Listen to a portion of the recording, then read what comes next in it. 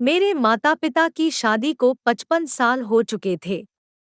एक सुबह मेरी माँ पिताजी को नाश्ता बनाने के लिए नीचे जा रही थी। उन्हें अचानक दिल का दौरा पड़ा और वो वहीं गिर पड़ी। मेरे पिता ने जितनी उनकी क्षमता थी सारी लगाकर उन्हें उठाया और किसी तरह कार तक लेकर गए, पूरी गति से, ट्रैफिक लाइट की परवाह किए बिना। वह वो माँ को अस्पताल ले गए। जब वह अस्पताल पहुंचे, दुर्भाग्य से माँ की सांसें बंद हो चुकी थी। अब वो हमारे साथ नहीं थी। अंतिम संस्कार के दौरान मेरे पिता कुछ नहीं बोले, या यूं कहीं कि कुछ बोल ही नहीं पाए। उनकी आंखें कहीं खो सी गई थी। वह मुश्किल से 2 आंसू रोए। उसी रात मेरे भाई बहन भी उनका साथ देने आ गए।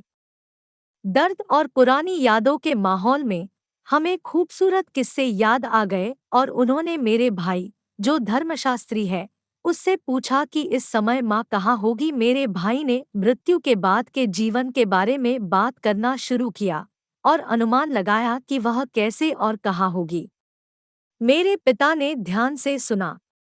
अचानक पापा ने हमें कब्रिस्तान ले जाने के लिए कहा। पापा, हमने जवाब दिया, रात के 11 बज रहे हैं, हम अभी कब्रिस्तान नहीं जा सकते। पापा ने अपनी आवाज ऊंची की और एक कड़क नजर से उन्होंने कहा, मेरे साथ बहस मत करो, कृपया उस आदमी के साथ बहस मत करो जिसने 55 साल की अपनी पत्नी को खो दिया। सम्मानजनक मौन का क्षण था। हमने अब और बहस नहीं की। हम कब्रिस्तान गए। हमने रात्रि चौकीदार से अनुमति मांगी।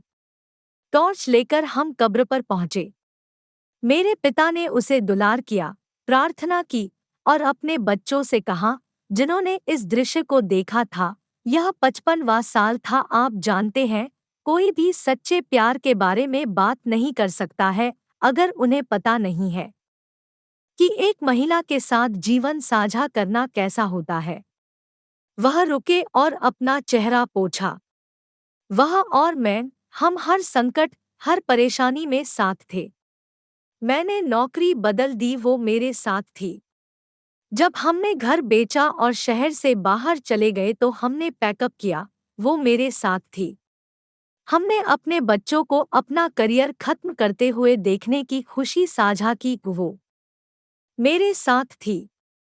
मैंने कई अपनों के जाने का शोक मनाया, वो मेरे साथ थी। मैंने कुछ अस्पतालों के प्रतीक्षालय में एक साथ प्रार्थना की।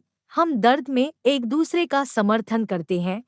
हम प्रत्येक दिवाली, होली और ईद या क्रिसमस को गले मिलते, और हम अपने गलतियां भुला देते और खुशियां बांट लेते। बच्चों, अब वो चली गई है और मैं खुश हूँ। क्या आप जानते हैं क्यों? क्योंकि वह मुझसे पहले चली गई।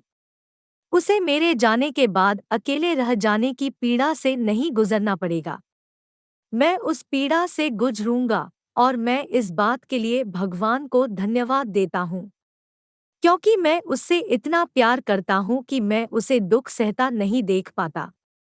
जब मेरे पिता ने बोलना बंद किया तो मेरे और मेरे भाइयों के आंखों से आंसू बह निकले। हमने उसे गले लगाया और उसने हमें दिलासा दिया, ठीक है, हम घर जा सकते हैं। यह एक अच्छा दिन रहा है। उस रात मैं समझ गया कि सच्चा प्यार क्या होता है।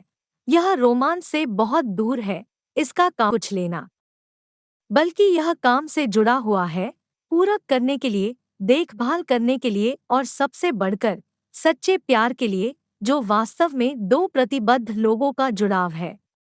आपके दिलों में शांति, प्यार और रोशनी बनी रहे। आपको ये प्यार की सच्ची कहानी कैसी लगी? दोस्तों, अगर आपको यह कहानी पसंद आई हो तो हमारे चैनल को सब्सक्राइब करें, लाइक करें और अपने परिवार के साथ शेयर करें, और बेल आइकॉन भी ऑन रखें जिससे हमारी कहानी आपके पास आए।